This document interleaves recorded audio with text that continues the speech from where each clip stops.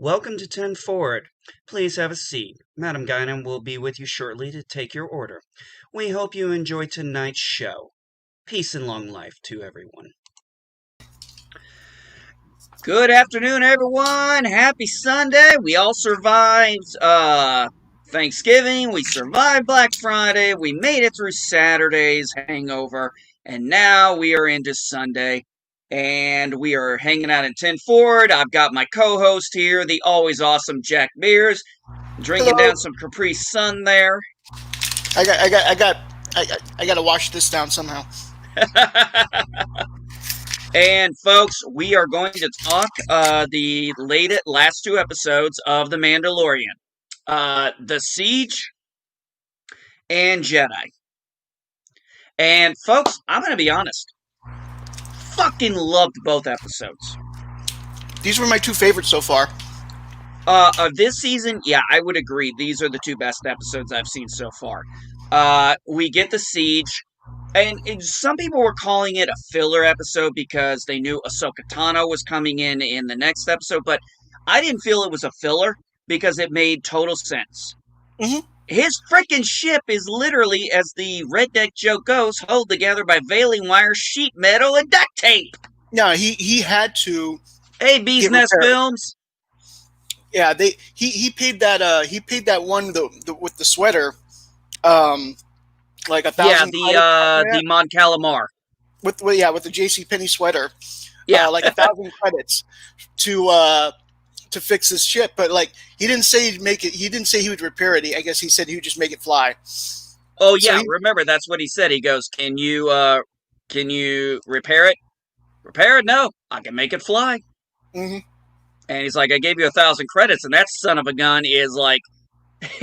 I mean, when you see it, it's held together. You're seeing little shit left and right, hooked here, hooked there. It's kind of almost humorous. Right, and when he goes into light speed, there's a little piece that like stays behind and like flips around. Yeah, that kind of made me. I was so thinking Firefly when that happened. Right, like the movie Serenity when the piece falls off. What was that? Yeah, that's what I felt like when I saw that, which I thought was cool. No, I thought it was a good touch. So he makes a decision. He's like, I'm not gonna make it. Bees Nest, that's fine. It's up to you if you want to come in. Totally up to you. He realizes he's not going to make it. Mm-hmm. So he makes a detour to Navarro.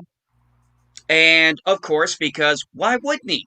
I mean, it's probably closer than Tatooine, and he knows he's got some good credit here. Right. So you go in, we find out Cara Dune, who is... Dude, she is built like a brick shithouse. She is. she's tough. She can kick. Like you can tell she can kick people's asses. Like I can buy that. Yeah, you see, that's the thing with her. Unlike when you see these skinny little, sometimes you see these skinny little beta men and women, you're like, I'm not really buying that they can kick this kind of ass.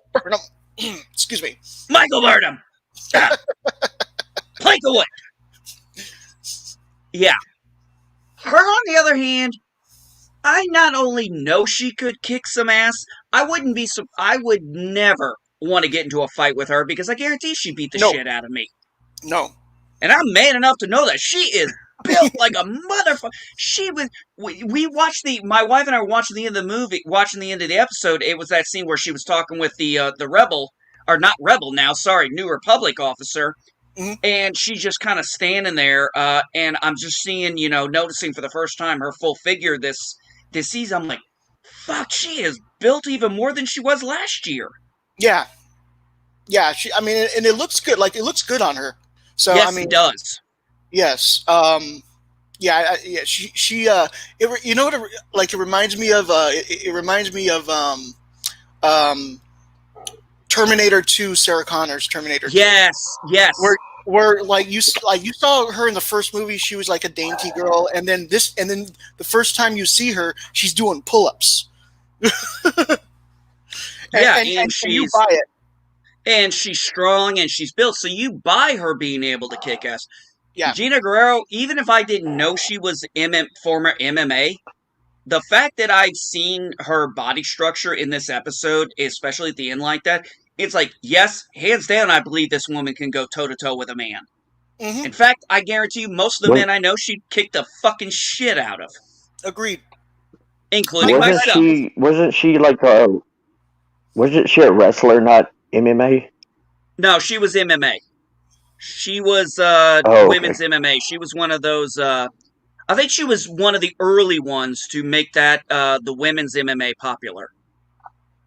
Is my understanding. Ooh.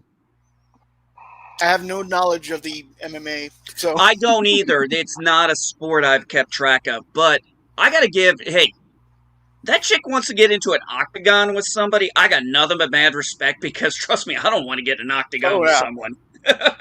no, yeah. So, hands down, I got to give it to her. And then, of course, we got Carl Weathers back. I think he is literally cooler than Lando at this point. I like his character. I like his, especially after this episode where like they went into the base and they got what they got and they blew everything up. And then they started following him in that little valley or whatever, and he's yeah. She's well, like, I like the fact that he's like, why are they still following us? It's like, he's all bumping around. It's like, if you would like to do this, you can try. I love that fact. They're consistent on, that there's the jerkiness with the stuff. I mean, that goes all the way back to the original. Yeah. And at least it's one of those things they've kept. I like that they've done that. Yeah. Yeah. But I mean, you have, he drops down. They look at his ship. They know it's all busted up. It's all broken hell. Like, all right, we'll pair it. Hey, come, let's talk. Let's sit down. Yeah, we have a job for you. You find out Cara Dune's now the marshal of the town. And his first bounty is like the assistant to the sheriff or something like that? Or? Yeah, he's like the clerk. The clerk. There you go. Yeah, he's like the clerk. He's like the filing clerk or something. Yeah. And then which I thought was cool. I thought that was kind of cool. I like that. Then, I like how like the mist comes out of his yes, when he sees Mando, he's like, psh. I was like, I'm assuming that's the equivalent of peeing your pants. I was gonna go with it. He's blue. He did that. Why does that feel like Why does that feel like an Orville reference from the first episode? That's a good point. Yeah, I didn't think about that till now. I didn't even think about it till just now. I hadn't even thought about it until just now. But it's like, psh. I was like, is that his equivalent of farting and shitting his pants? I mean, I would too if I saw the guy who put me in carbonite.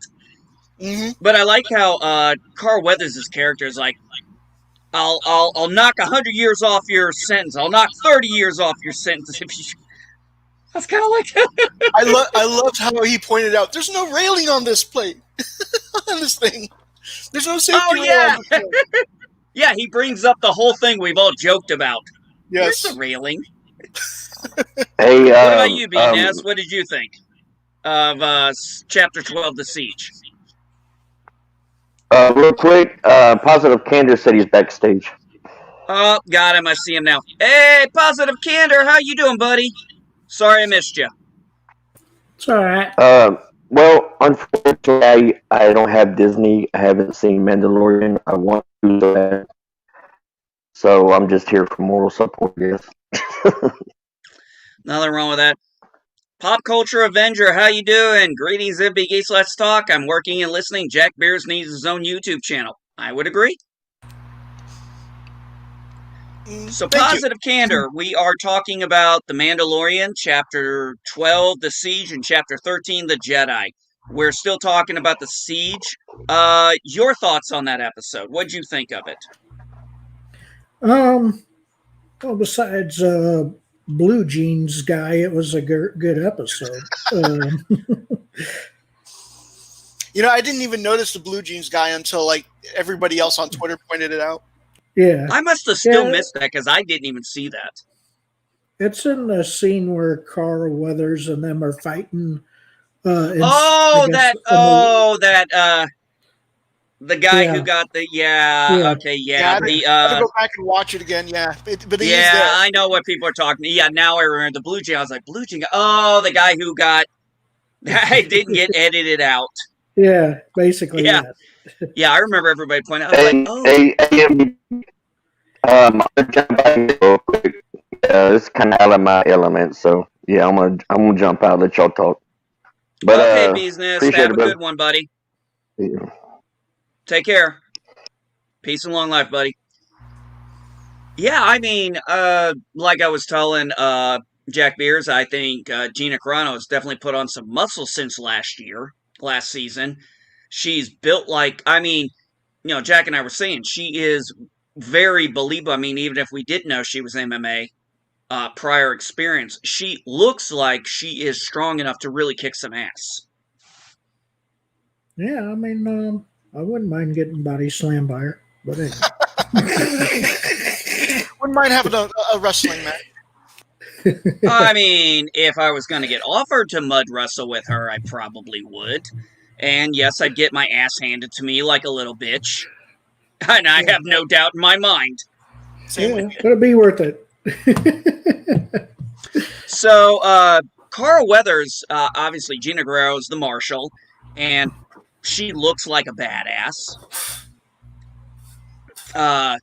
Carl Weathers is the new magistrate, and he actually directed this episode. Did you guys know that? I Yep. didn't know that. Yep. Yes, he directed this episode. Huh. Cool. And I thought it was great. They go to the siege, they go to it, they say minimal. I always thought it was funny when he said minimal crew. I'm like, what the hell is an imperial definition of a skeleton crew? I don't know. That's a good question. And then they go in there and turns out it's a cloning facility. That's what it is. It's a cloning facility. And now we figure out why they want the child so bad. They want Baby Yoda because even they dropped it. They didn't want to use the word midichlorian, but they said M count. M count. They said M count. Fine. That was smooth. I didn't So they are. I noticed. I was like, I had to stop for a second. M. Oh, midichlorians.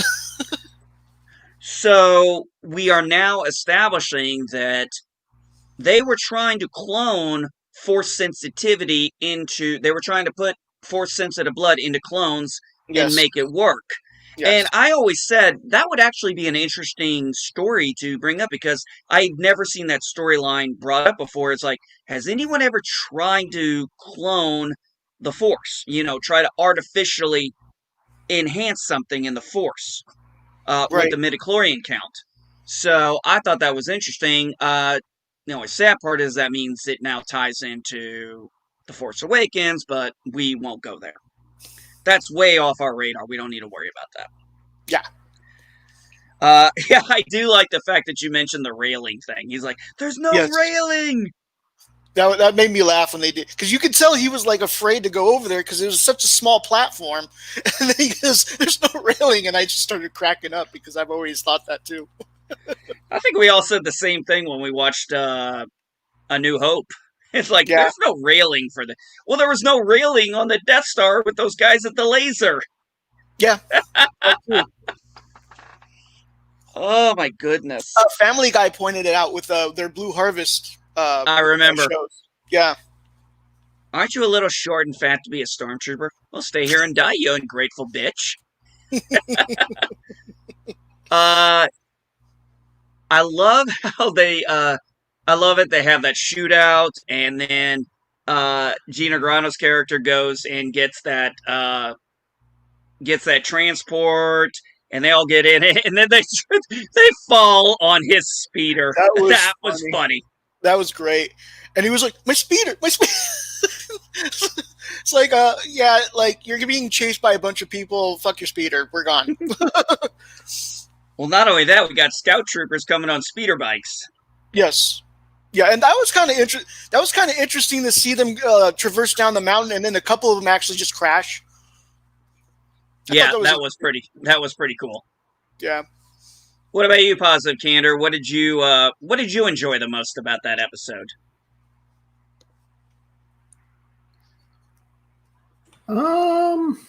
I mean, pretty much everything in it, really. I like actually I like the reveal at the end of the Dark Death Troopers, whatever you want to call them. Probably the most, but Okay. and then obviously the reveal in the lab of they're experimenting on different people, whatnot, with Baby Yoda's blood to try to get you know some force sensitivity into, I guess, people who maybe have some or maybe they don't. They don't really explain that too much, but They did mention, though, he had the highest M count that they had encountered at the time. Now, yeah, we don't know what that means. We don't know how high his M count was. Is it equivalent to Anakin's or maybe Luke's or Palpatine's? Nobody knows. But they said it was a very high M count. So that makes you think he's very strong in the Force. It's probably why he's able to still do it uh, a little more naturally than other people have. But then we get to the Jedi, and that's when a lot of dominoes start falling into place. We start getting a lot of questions really answered that were done really well, in my opinion. But this was the episode where we got Gina Guerrero back. We got Carl Weathers. Uh, it was kind of a fun heist movie in a sense. In a sense, you'd call it a heist movie, a heist episode. yeah. You're Well, muted, Jack. or maybe a because they were meant to destroy the outpost or whatever. So, and they didn't know about the lab inside of it. So at the time, it was just to get in, blow it up, and get out. And then they discovered the lab. So yeah, they're like, well, unfortunately, we don't have much time to mess around in here. You know, but Well, I mean, yeah, Carl Weathers, he goes, they said they thought it was some kind of installation. He goes, I thought it was. Which, I mean, makes sense. I mean, it's not like you're going to tell the population of Navarro, hey, yeah, we got a cloning area over here. We're doing some midichlorian testing. Yeah, I mean, obviously they're not going to tell him that. yeah. But yeah, I mean, they didn't have really a lot of time. I think that was more of just an Easter egg to uh, tying it into eventually the sequels, even though it's better than the sequels, but that's another story. But they go through, they crash down, and then you've got the speeders going, and then Carl Weathers is trying to turn. What's going on back there? You want to try and come shoot this thing? Yeah. And then they think they're okay because the speeders are gone, and then now they got TIE fighters after, and it's like, oh shit. And then the Razor Crest comes in and saves them. That was cool too. That was cool, getting the Razor Crest like that, and then he just takes off, and he's like, what do I owe you? He's like, with the repairs, we'll call it even. At least let me buy you a drink. Nah, I've got somewhere to go. Okay, takes off. Yeah. That was kind of cool. I like how that went about. Yeah, same here. I like, they're really good at, they're just really good at storytelling. I would like to actually see, I would actually like to see those two characters get their own spinoff. That would be interesting. Yeah, definitely. Yeah. And then, okay, so let's transition into Chapter 13, The Jedi. Oh my god. Okay. Sorry. As someone who started watching Clone Wars when it first came out, and Rebels, I'm gonna say it. I've said this in private, and I'll say it. But Rosario Dawson really did Ahsoka Tano good. Yes, they did a good job making her look almost exactly like she did in the Clone Wars, I believe. Nah, more like Rebels, because she would have been. Well, she was in. But she yeah, was I get what you're saying. Yeah. But I like, get what you're saying. yeah, I'd say because I guess I should have looked it up before, but The Liku. the The Liku Liku. is it's longer in Rebels, but it's shorter in Clone Wars. That's why I say. But Yeah, I know. Orange Hat Review. I know Orange Hat Review brought that up, and I said I didn't even catch it at first until he pointed out, and then I did. I did some references. I was like, yeah, he's right. and I noticed it, but it didn't bother me because she still looked. I mean, like that was Ahsoka. That was just. I mean, the only other thing that I noticed was the voice. Yeah. And I mean, I could forgive that too. It would have been nice to have the original Amy voice Hacker. actress Amy Hacker dub over her. You know, kind of how like James Earl Jones dubbed over. Oh, by the way, rest He in passed away. Rest in peace. Yes. Yeah. So, Yeah, but yeah, David Prowse. Yeah. yes. Yeah. Yeah, Um, David Prowse, folks. Yeah, David Prowse, the guy who was in the original. He was the guy who was in the Darth Vader suit. He yes. passed away. Thoughts and prayers are with his family. I actually wrote a haiku about him today after I found out.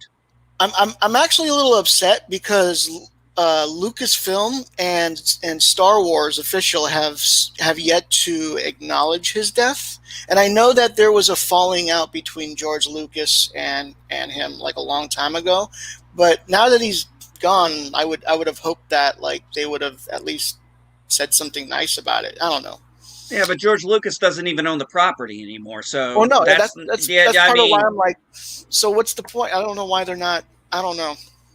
Maybe it's part of that contract when they sold it. I don't know. I don't know. That just seems bullshit to me. It's just sad. It is sad. Yeah. Shit like that needs to be let go. I do hope they let go of it and they honor him in some way because, I mean, even though you never saw his face and you never heard his voice, his stature is what made him intimidating. You know what I mean? Is what made Darth Vader intimidating. And of course the voice helped, the James Earl voice. But anyways, going back to Ahsoka, it would have been nice to have heard her voice, but I get it. Like I'm cool with it. I get it too. I didn't have that big of a deal with it because the first, as soon as I saw the way, here's what sold me. Once I saw how she was holding those lightsabers, Yes. Mm-hmm. I'm like, dude, this is freaking Ahsoka.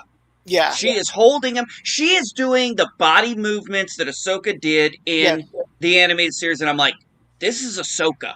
Yes. This is fucking Ahsoka. Like, yeah, I believed it. I bought into it.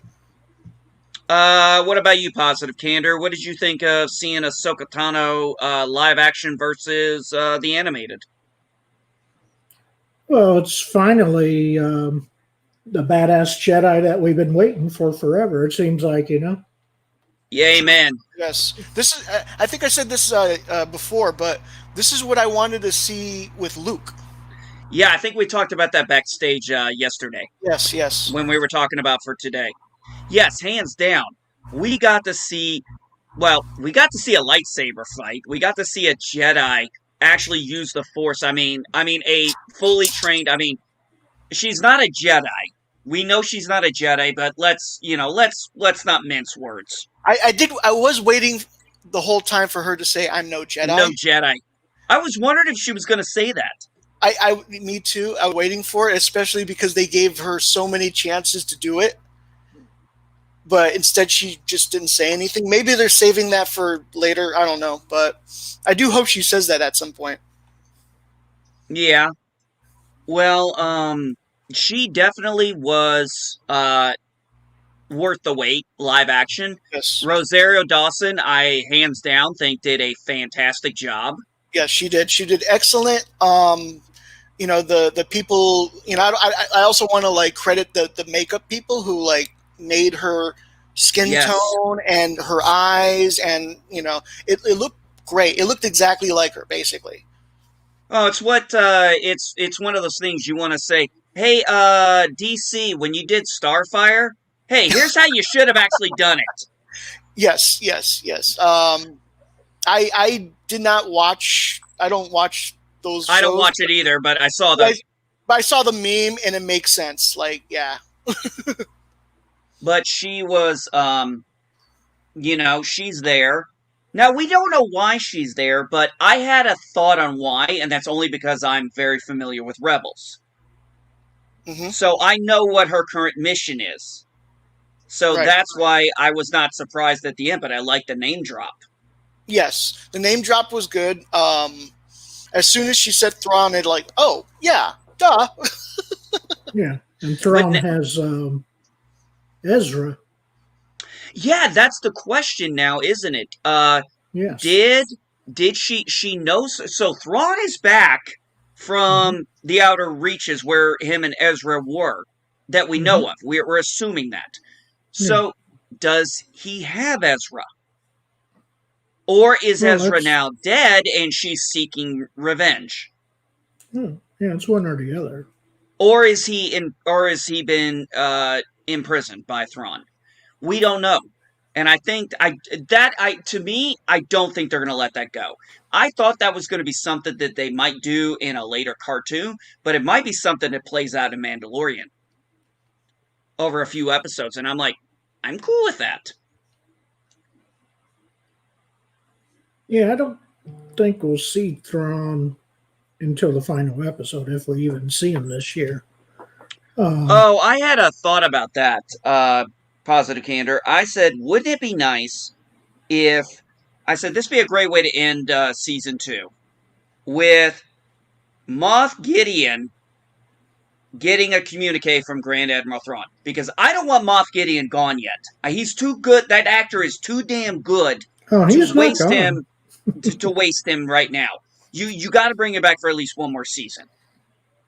Oh yeah, he'll be in next season as well. I agree.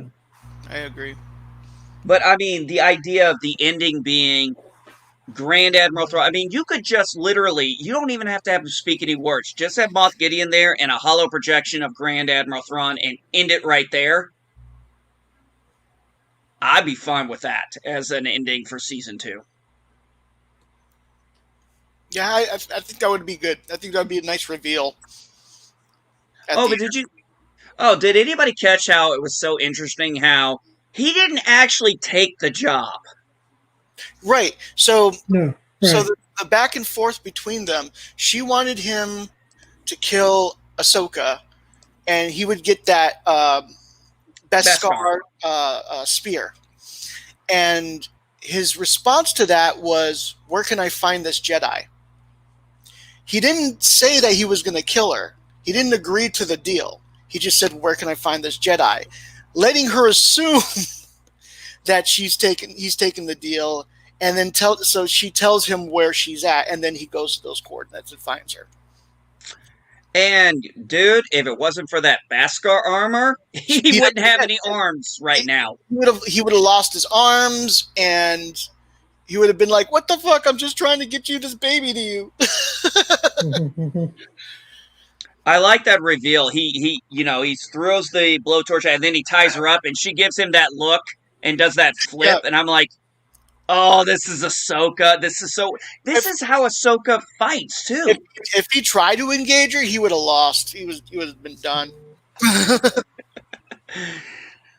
Yeah, he was lucky. I love how he de-escalates it completely by saying her name, Ahsoka Tano, and then he's like, I'm here to Bo-Katan sent me here. Yeah, and it makes sense because, let's be honest, Bo-Katan is not going to, first off, this is Ahsoka Tano. There are very few people who probably know where she is. Bo-Katan, probably Rex. Right. Maybe very few people would know where to find her. So if somebody's going to name drop someone she knows, she's going to probably believe it. And then, of course, she realizes that Baby Yoda is there. Yes. And by the way, do you like the name Groku? What about Baby Yoda? He's a Baby Yoda. We're calling him Baby Yoda. Yeah, no matter what. I'm calling him Baby Yoda still. Till he grows up. Which I don't think is going to happen in this series. Because it would just ruin it. Yeah. But Ahsoka, we get some, this is now we get more, we get some layers peeled back. So we find out, and Jack and I, positive candor, Jack and I did the math. So at the time of the purge, he would have been 22 years old. So he would have been born 2 years before the Phantom Menace is about where the timeline would about add up, I think. So he's force sensitive. He's been trained at the temple. I'm not going to go into the Yoda Yaddle conspiracy because that would just take too long and be too funny. Bow, But wow, but you could- bow chicka wow wow, Yoda still got it. I do. Oh, who 800 knows? years. I still have it to 800 years. 800 years? I hope that at 800 years I'm as fertile as he was. If it was him and Yaddle, who knows? But it was interesting because it's like, okay, so he was at the temple. At the time of the purge, he would have been about 22, but he's 50 now and about still equivalent to a 2, 3-year-old, maybe. I think He obviously is, he not understands, we notice he understands things that Din Djarin says, because he told him to get in his seat, and of course he went over and got in his seat. So as we're noticing, he does understand basic. He's just not speaking it. And we know this species can speak basic. So right now he just hasn't reached that age. When she made the comment of he was trained by several masters, that's not unusual because remember, Master Yoda was training younglings too at a time. Yeah. And so she was a Padawan, and the child would still be a youngling. So it's not beyond the realm of possibility that they did not interact with each other. And it makes sense she might say the only person she saw was Yoda, was because Yaddle had died in between episode 1 and episode 2, Yes. and she would have been a youngling at the time, even then. So there's no guarantee she would have ever have seen Yaddle in person. Yeah. So all that dialogue made total sense to me. Yes. Yeah. No, it made a lot of sense too. I am curious about like filling in some of the blanks, like who brought him out of the temple Exactly. Yeah. during Order 66, who saved him, stuff like that. What's more about this dark period? Yeah, Is, definitely. Is there a connection to that dark period and the reason why he's fascinated with the little knob, the little knob? Could the one that looks a little like a Death Star sometimes. Right, something like that. I mean, possibly when he showed Yoda, Baby Yoda that ball, he showed him with the hole out, right? Yeah. That could have been with a deflector dish. What do you think, Positive Candor? Did you like some of the reveals we got in this episode? Oh, yeah. Yeah, I liked all the reveals. And then, about going to the Seeing Stone on Tython to get located, I guess, eventually by Luke or even Leia, I guess, or some other Jedi, I guess is. I guess we'll see what they do with that, if anything. I doubt very much they'll get Mark Hamill, but maybe another Jedi. I did like the Tython reference because that was actually done in a series called Dawn of the Jedi, and Tython is actually the birthplace in the old EU of the Jedi. Tython was where the Jedi Order started, and at that time it was called Jedi. Mm-hmm. So if anybody's familiar with Yuuzhan Vong, the Yuuzhan Vong used to refer to Jedi as Jedi, and this was actually what they were called in ancient times, 25,000 plus years. And the Jedi were Bindu. They believed in using both light and dark equally. And it wasn't until the very first schism where the Jedi disbanded and became the Jedi and started following the light Right. only. So I thought the Tython was a nice reference. I'm curious to if they'll pull anything from the comic, like the big pyramids that brought the force sensitive people. Because what happened was you had these pyramid type things that went all over the galaxy, collecting people who are force sensitive from all these different races, and then deposit them on Tython.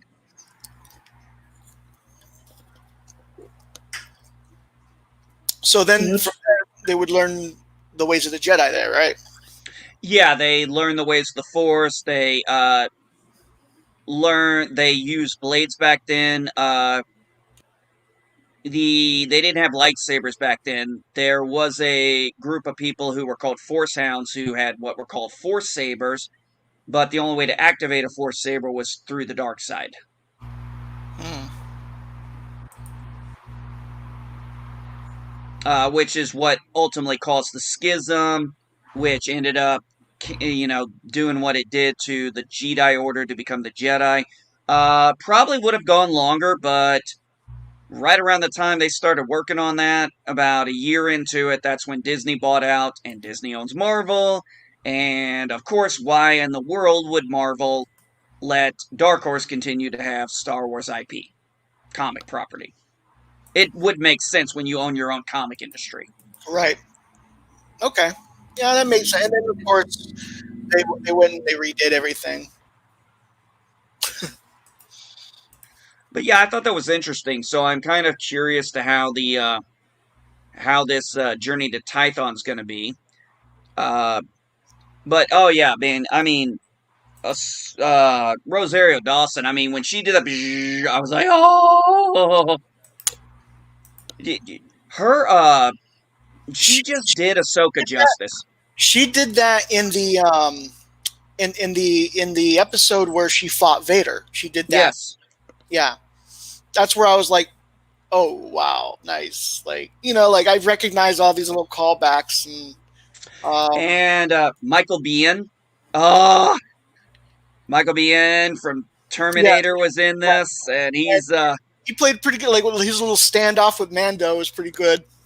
Yeah, where they're having that standoff, and then Ahsoka's over there fighting the magistrate, Mm-hmm. and it's Beskar versus, and when she knocks that one when she went from but once she lost one of her lightsabers and she went from holding like this to this, I said, oh shit, this is over. Yep. I said, oh shit, it's over. Yeah, I was the same way. Like I was waiting for her to flip her saber because at that point, like she was toying with somebody. Somebody was like, "Why didn't she like dispatch her so quickly?" Or what? I was like, because she was toying with her, and you can tell she was toying with her because her lightsabers weren't flipped; they were like this. Yes. When she lost that one lightsaber and she flipped the other one, I knew she wasn't playing anymore. I knew she was like, "Okay, it's over now." And of course, within like 4 or 5 moves, she's got the fucking thing in her throat. And then we get the mention. She goes, "Where's your master?" And I had a feeling she was talking about Grand Admiral Thrawn. Yeah. She goes, "Where's Grand Admiral Thrawn?" I'm like, "Oh." So here's the thing. Dave Filoni directed this episode. So To Dave Filoni, the guy who created Clone Wars, the guy who created Ahsoka. Rebels, and the guy who created Ahsoka. Once I knew he was the one directing this episode, I was like, there's no way he's letting this character get screwed up. This is his pride and joy. Literally, this is his baby. He created this. Yes. I agree. And he did a pretty good job portraying her live action. Did you notice she had some scars on her likus? I thought those were creases because they can. I didn't know if they were creases or scars. Positive Kendra, did they look like creases to you? Maybe I saw them wrong. Yeah, I didn't really see them as being scars.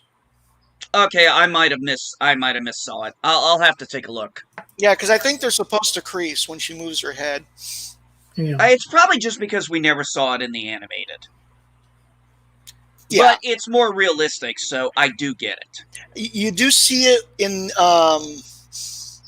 what is that one council member who had those? Shock T. Hers would crease in the Shock T. Yeah. the prequel trilogy. I remember that. Oh, I think you're right. Yeah, when she was on the council, yeah, Yeah, Shock T. But Shock T.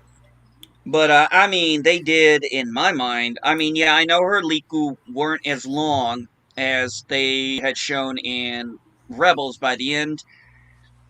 I know some people had an issue with that. I not so much. No, I I thought that it was she did such a good job that I thought it was too minor in my opinion, too minor an issue to bitch about. Yeah, same. I mean, like I noticed it, but it wasn't enough to ruin anything for me, to be honest. I mean, her portrayal of Ahsoka was perfect. Oh, her movements too. I mean, I was impressed in how she was. I was sold before I even saw her face. I was sold by the very beginning by how she moved. Yes, how stealthy she was. Yes, she moved like a samurai a little bit. And then remember she did that little thing. Mm-hmm. She cut that tree. She cut up that tree and then took the piece and. I agree with positive candor. This is the badass Jedi Luke should have been. Yeah, Luke should have been like this. Yeah, I agree. I mean, this is what we should have got with Luke. We should have, yes. We should have gotten that. Unfortunately, they didn't want to give that to us because they wanted to subvert our expectations. Oh yeah, great idea. Subvert our expectations and piss off half the franchise. Good idea, folks. And it's one way to it's one thing to subvert people's expectations. It's another thing to completely ruin a character who, I mean, when my father saw that, my father was calling Luke a coward. And he was like, I never thought Luke would be a coward. Yeah, it does not fit Luke at all. It doesn't at all. Even when he decides to help her, the way he helps her isn't really how I think Luke would have helped her. Well, I also say this. I don't believe for a second Luke would have left R2. Same. I agree. He wouldn't have. No. Not a chance in hell. No. Those were friends of his.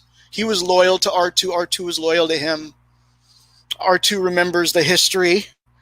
R2 is also the person who saved pretty much every major character's life in the prequels and the originals. Yes. By the way, that's so this seems to be the first Star Wars where we don't see them. This is like the first iteration of Star Wars where we don't see C-3PO or R2-D2. Yeah, you're right. But most likely, well, if we take The Force Awakens, C-3PO is probably with Leia, and R2-D2 is with Luke.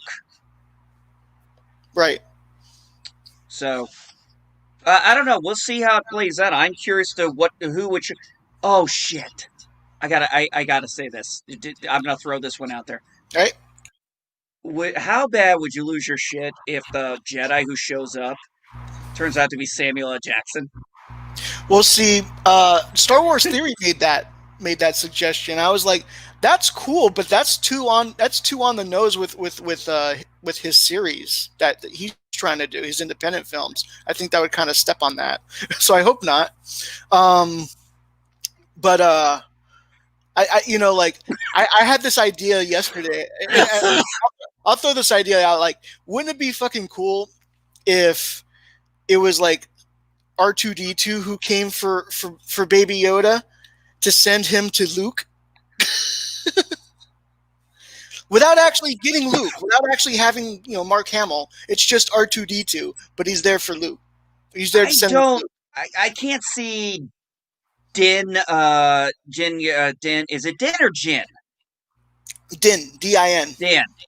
I can't see Din giving up Baby Yoda to a droid, even though we know who R2-D2 is. But that would be interesting. Okay. Yeah. What about you, Positive Candor? What do you think? Do you have any theories on who you think might actually show up to be the Jedi? Um, well, I don't think it's going to be Luke. Let's just put it that way. That would be pretty unreal. I mean, it could be Ben Solo. Could be another student from Luke's academy that we never heard of. I'm Right. thinking more By the likely way, it's going uh, to be someone we never heard of. right. By the way, while this is all happening, Luke Skywalker is supposedly setting up his Jedi Academy at this point. So that's why um, we mentioned Luke. Yeah. Right. Yeah. But the strange thing, what's interesting too, is now that we have this established, how come Ahsoka never saw Luke Skywalker? Well, who's to say she hasn't? Because that's the thing I ask: is she a Jedi or is she not? Because she doesn't refute it. So No, does that mean that she got trained by Luke sometime that we don't know about? That's possible. Or is it just something like doesn't matter? I guess if she is or not. I guess, but I don't think she was trained by Luke only because the way she was talking about training the baby Yoda, and she had said, and of course she made a reference to Anakin when she said, I've seen, this do to the best of us, referring to Anakin, of course, because she knows Anakin is Vader. As soon as she said that, my head cannon went dun dun dun dun dun dun. Anyways. My head canyon bit back to the last time she saw him.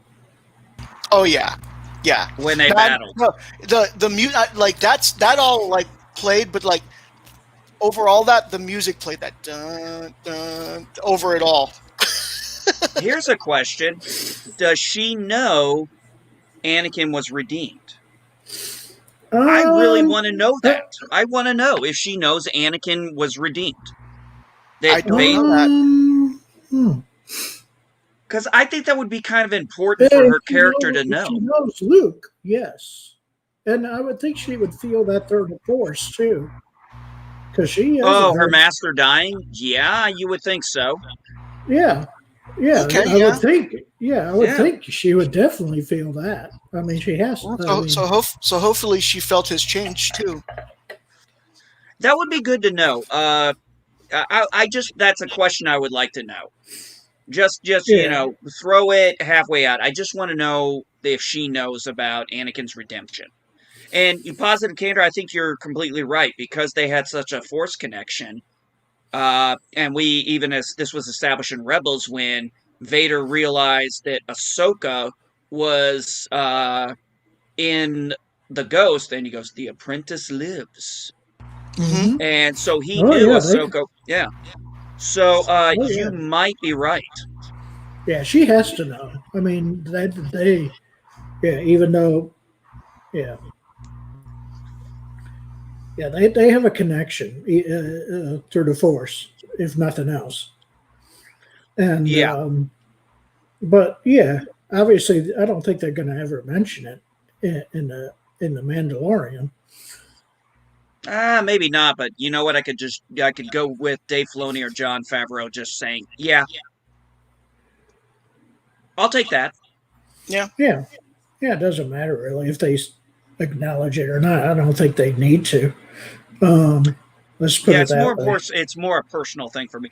But I'm more interested in, like I said, I want to now know, because now that he's brought Ahsoka into this, is this how he's going to finish out telling us what happened to Ezra? And I think it is. Not necessarily this season. I don't think it's going to happen this season. That'll probably be next season.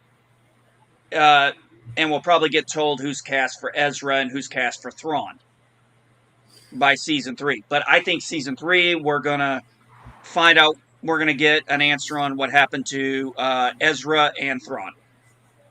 I think he's going to do like he did to get Ahsoka's story to continue in Rebels. It's just going to be a side story in this one, like Ahsoka was a secondary character in Rebels. For part of Rebels. And I'm totally fine with that. So there's like there's 3 episodes left, I believe. How do you Yes. think Yeah. it's going to end? I'm trying to figure out how he's going to get back on Tatooine. And the reason why I say that is because you don't just show Boba Fett's face and then not bring him back the rest of the season. So they are probably saving him for the last episode. Right. But the only thing is why would he go back to Tatooine unless Boba Fett actually has the Slave One still? Or he's got a new ship. But that's the only way I can see it. Like I said, I would like to see it end with Bo-Katan getting the Darksaber back, Moff Gideon losing out on trying to get the child again, and it ending with a hollow projection of Grand Moff talking to Moff Gideon. That's how I would like to see it. That would be the ultimate, that would be great for me. I want to see Moff Gideon get away with like, "We'll meet again, Mandalorian," like in the Spider-Man movies. But no, don't kill him off. I want to see him like another season. I agree with you on that, to be honest. Positive candor. What do you think? How do you think it's going to end? I'm gonna go kind of the opposite. I think it'll end with the Moff Gideon with the child, with the child, and that's how it'll end. That's And possible. then you got, There'll be some stakes there. Yeah. Yeah, I think. Ooh, that would definitely add some stakes to season 3. Oh yeah, I think I that's didn't how even it should think end. about that. Yeah, I think he should end up with a child, and then you don't know what's going to happen between now and next season as far as that goes. That might be how they do it. That would not be bad. That would not be bad. Actually, I didn't even think about. Hey guys, I got a question. When was the last time you actually thought about how a season was going to end? This has been a long freaking time for me when I was excited about. Yeah, except for Cobra Kai. Cobra Kai is it for me. It's been a while since I've been excited for a season finale. Exactly. Yeah.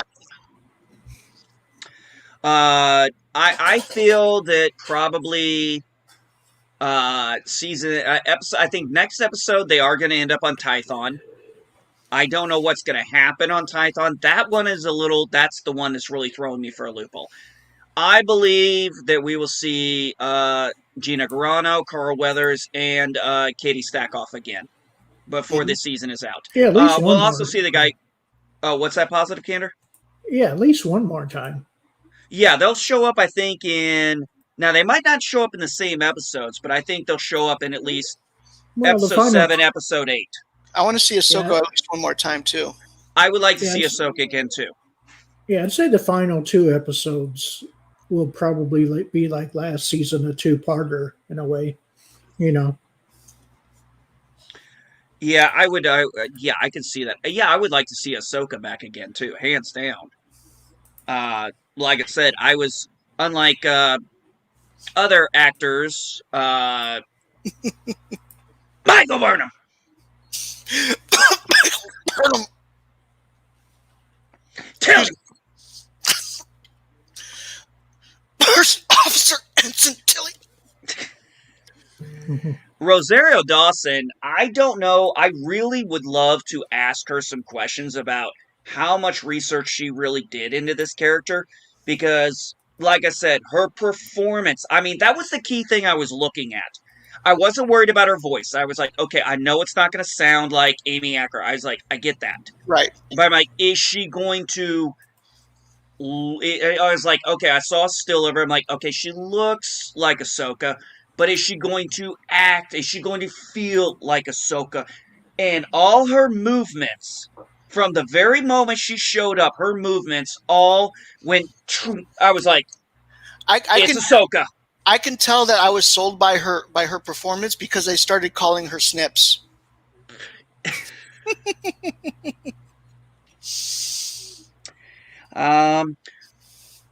Positive candor. Your thoughts on Rosario Dawson's role, playing Ahsoka? This is a character that, by Star Wars standards, is still relatively new. She's been around for what, 10, 15 years maybe? I think, I don't remember when the Clone Wars first came out. But Um, she was the surprise star of it, the surprise we didn't know about.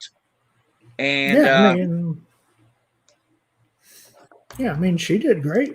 I mean, yeah, from the beginning, uh, slashing all them guys away like nothing.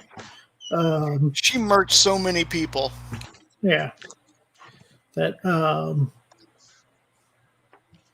Yeah, I mean, like I said, she was a badass Jedi. I wish we would have gotten a long time ago, but you know, Star Wars The Clone Wars came out in theaters in 2008. I know I went to the theater to watch it. So, this character has been around for 12 years. So, 12 years, one live action theatrical debut, two TV series, live action. That was the big one for me, was the whole live action thing. Was like, am I going to believe this is Ahsoka? I bought right It into her. I was confident when I saw Dave Filoni was directing, and within first 30 seconds of seeing her, I'm like, it's Ahsoka. And then once Yep. she started talking, I'm like, I'm done. I'm sold. It's like, she's Ahsoka. I do love how this iteration of Ahsoka, she doesn't speak as much anymore. Yeah. She speaks. She doesn't speak a lot. She does a lot of head nodding in this one. I've noticed. So I don't know. I thought that was interesting. That was a little new, but I liked it. It was like an older, more mature Ahsoka. Well, remember, Ahsoka in Rebels talked less than she did in Clone Wars, so this might just be a continuation of Yeah, it. no, that's what I meant. Yeah, Yeah, I got it what you're it was saying. good. Yeah, And I like how she was able to communicate with Baby Yoda through the yes. Force, and he's like, "Do you I, I, understand each other?" I And she's love the like, moonlight "Yeah, scenes. Yeah, and there's yeah, just like that was kind of nice." And head nod, yeah, head nod. and then we find out his name is Grogu. And I'm like, okay, my only issue with that is it just sounds too close to Grogu. It sounds like Goku from Yeah, Dragon Ball Goku. Z. Yeah, Yeah, that's what I thought. that's what it reminded Grogu. I me was of. like, Yeah, yeah. And that's what it reminded me of. well, I'm glad that I mean, I may not like the name so much, but it'll probably grow on me eventually. Yeah, I think it'll grow on us eventually. I mean, how could it not grow? Look at cute little Goku there. Okay, Well, I like how Grogu, he goes, the puppet looks dead at him. It's like, that's his name. And, yeah. it's like, He looks surprised too. oh, He looks surprised. yeah, Like, you know my name. yeah. And then, we find out, and I'm curious now, there's certain questions that come to my mind. Like, we said, who got him out of the Jedi Temple during Order Right. 66? Or were they at the temple during that time? We assume they are because he would have been a Right. youngling. Right. That's possible. That would be the most likely case. He was a youngling, so he would have been at the temple. But how did he get out during Order 66? Well, I doubt he escaped himself. No, definitely not. Yeah, he can't. He can barely walk. Like the way he walks with his little feet. No, which cute little feet. But anyways, no, somebody had to have like escaped with him. I think there's a theory that it could have been the librarian from Coruscant, the one That's a possibility. because she survives for a while until Vader comes back and kills her. It could be someone else. Who knows? Like another Jedi, maybe someone we don't know, maybe a new character. Yeah, it's completely possible, and we may never find out. Yeah, I do hope they but do fill in that the rest of the blanks in his backstory eventually, though. yeah, that would be nice. But I like how they're able to give us good storytelling and giving us a little bit of answers and knowledge here and there, and making it actually not feel forced. It's actually like, okay, there's a reason why we're getting this information now. Like, there's a reason why Bo-Katan is able to tell him where Ahsoka is. Yeah. And there's a reason why Ahsoka can understand Baby Yoda. Right. And why she's able to drop that information. And, of course, now we got the answer to why Din Mandalorian philosophy is different from Bo-Katan's Yeah. Mandalorian philosophy. Their ideologies are different from different eras of Mandalore culture. Right. So, I mean, and that makes sense, and I like that too. That they finally explain that. And it's very simple. It's like, yeah, that okay, Yeah. I buy it. Yeah. It's fine. yeah. I mean, different religions have different different ways they do it. Some are very strict, Hmm. some not so much on things. Yeah. Seems like Mandalorian, Mandalorian, their culture is very, very strict on this traditional style of armor and stuff, and the Hmm. traditional use of it. Right. Whereas Bo-Katan and the Mandalorians of her ilk are not. Exactly. But they are no. But I kind of wanted to say to Din, I'm like, dude, she's more Mandalorian than you're ever gonna be. I'm sorry. Mhm.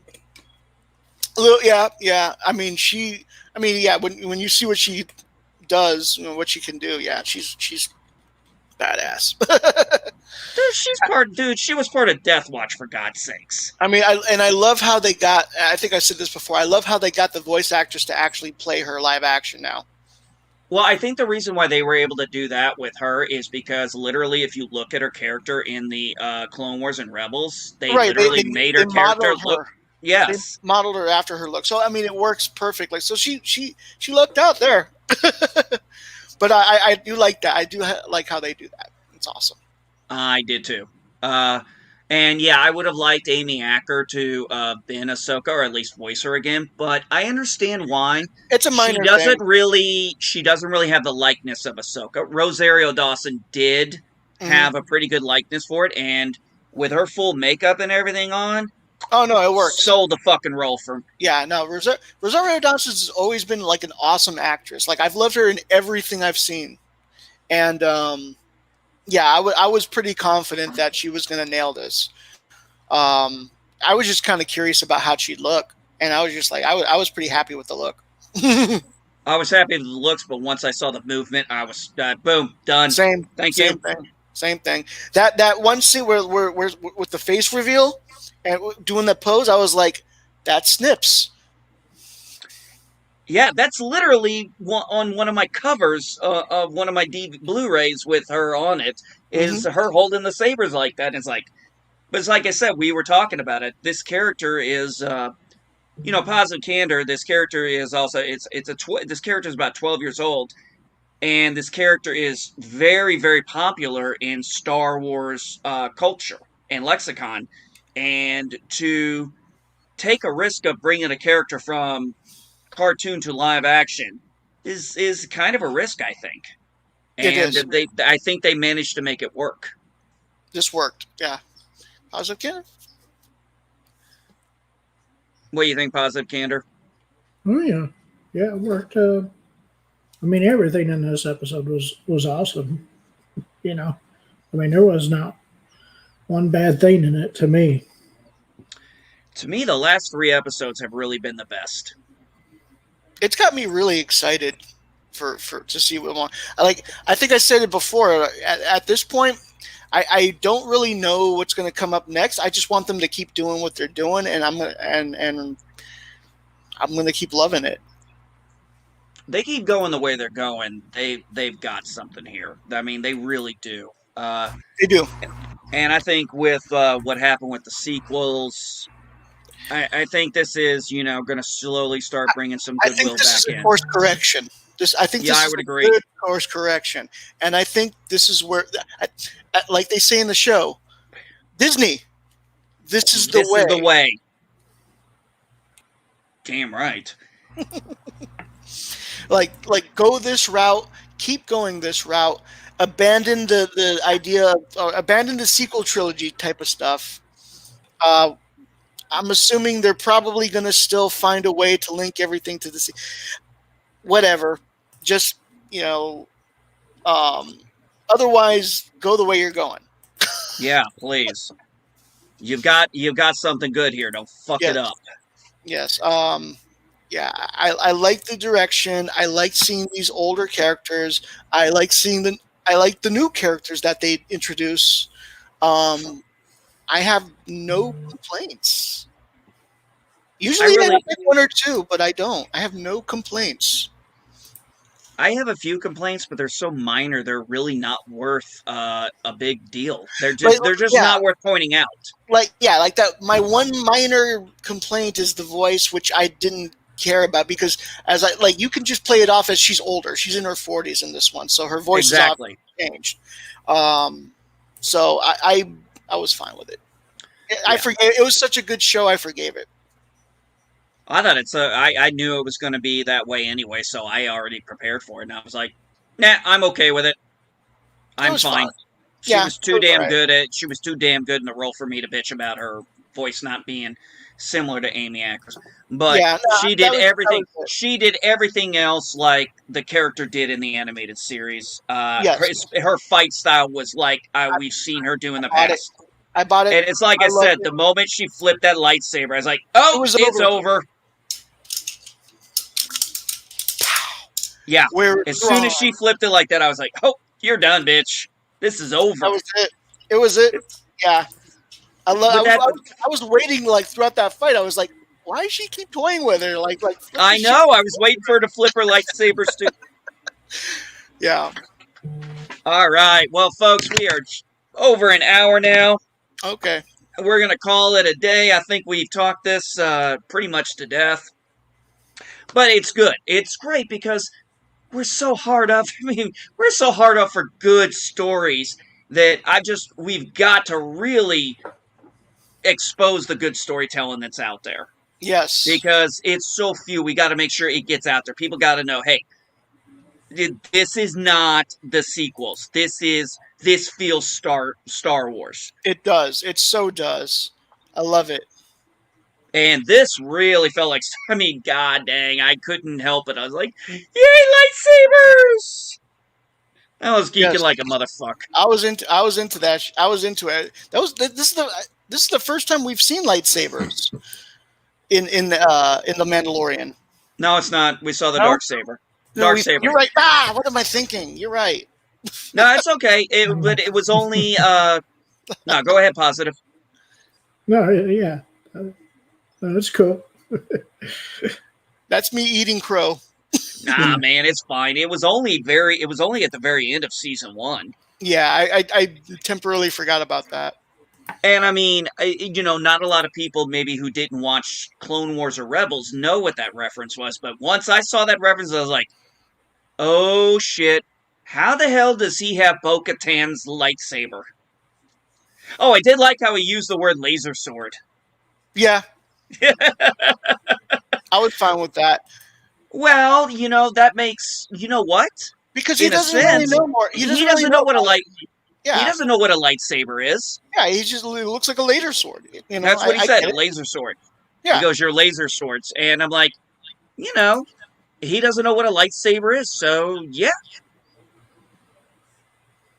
That actually made more sense than if he had said lightsaber. Yeah. I agree with that, actually. But it made sense. Definitely. It did.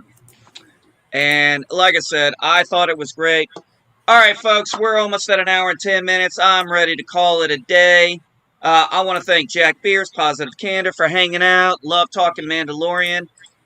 Next week, Saturday, Sunday. Sunday, we'll do another Mandalorian talk. Saturday, Jack and I got to figure out what the hell we're going to talk about. I will say this: in about an hour and a half, I will be on Orville Nation. Oh, nice! And we will be. I will be premiering some stuff on Orville Nation with some other people. It'll be fun. Oh, awesome! I'll tell Orville Nation. I'll see if I'll try and drop in and say hi. I like Orville Nation's content. He's got good stuff. Yes, and this is Orville related, so it'll be fun. Oh, by the way, Jack. I absolutely love that video you sent me. No, Jack, I will not give you beer money. Yes, yes, that is part of what I'm showing off. It's going to be awesome. I like how you said. I like that. No, Jack, I won't. I like how he said it too. No, Jack, I won't give you beer money. Yes. Oh yeah. Like he did it. He did it perfectly. Yeah, he did in Mortis. Look at that beautiful ship. This is my Eagle Moss Orville. Yeah, I'm actually going to be ordering one of those. Probably the 1st of December. I'm going to get that Eagle Moss. That is next on my list. I'm getting the XL too. I want the big one. I want the big one. XL. That is the XL. Yeah, that is the XL. Yeah, I want the XL. Positive Candor, what do you got going on next week? Or do you have anything going on today? No. Next week, yeah, I'll probably do another at least Mandalorian breakdown after the next week's episode. Cool. And then, yeah, maybe Discovery. I don't know. I skipped Discovery last time because I'm just getting sick of it in a way. There's people who are, writing blogs now about how they no longer want to review Discovery. I saw that shit. I saw people saying they're like, you know what, I'm done. It's And like they're like damn, 3 seasons of Discovery, 1 season of Picard. Now, I don't even think they're paying attention to LDS, and they're just like, I'm seeing articles where they're saying, you know what, I'm done. I'm sorry, I'm done. Yeah, check out Trekker Prize's article blog. Yeah.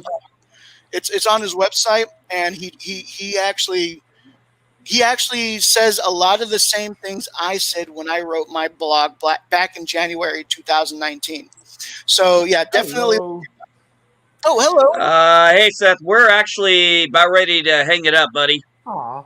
Sorry, No worries. man. We've been going for about an hour. We're almost at an hour and 15 minutes, and I try to keep my streams like this at about an hour and 15. But hey, we can all talk offline. No worries. I'll stick around. Okay. All right. Positive Candor. Hey, man. Mandalorian, I'm all for doing talks about that. Discovery, I stopped Okay. after the 3rd episode. I didn't even make it to the refit. I'm like, I don't give a fuck. The moment I saw the only decent episode where Burnham isn't even in the fucking thing till the last second, I'm like, you just took the only good story you've shown me and made it all go to shit after all of a sudden it's like, oh, Burnham still saves them. You just made the whole episode worth nothing.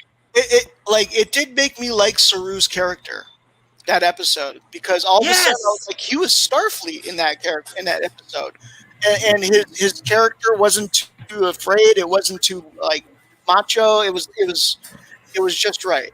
Yeah, me and the guys on another YouTube channel, they all do Discovery reviews, and I join in every now and then. One of the people she quoted, I am pregnant. I don't need this much stress. All right. Well, with that being said, folks, we are going to head out. Have a good one. We will be back next week. I'll be wherever I show up in other people's streams. Peace and long life. And watch Mandalorian because this is the way. This is the way.